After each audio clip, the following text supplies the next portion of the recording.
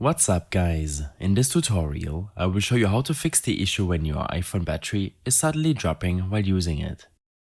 This should be quite an easy tutorial. For more information, click on the first link in the description below. Open up your iPhone settings. From here, scroll down and tap on battery. This will allow you to preview your battery level and activity in the last 24 hours and the last 10 days.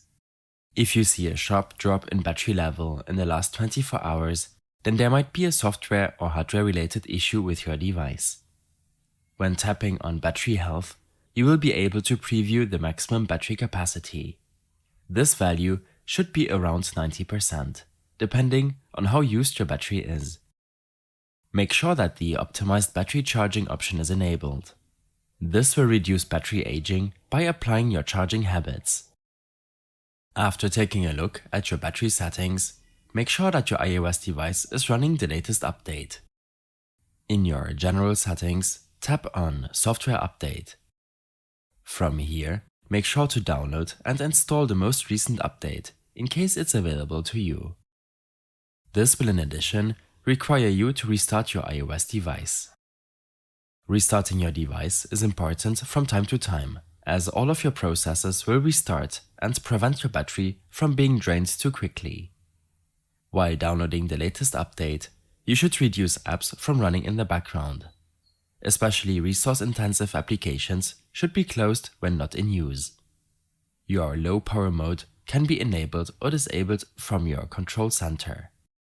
Enabling this option will disable background app refresh and some other battery draining services like location services.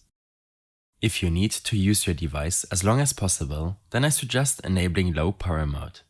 In case your iPhone battery is dropping in large increments, for example from 95 to 70% within 1 minute, and then continues to drop as usual, then the issue is most likely hardware related. This issue is common with older iOS devices, which have had a lot of battery cycles, but it can also occur on completely new devices.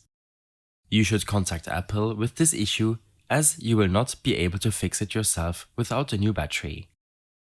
In case you have any further issues or problems following this tutorial, then I suggest following my extensive guide linked in the description below. I hope this helped you out.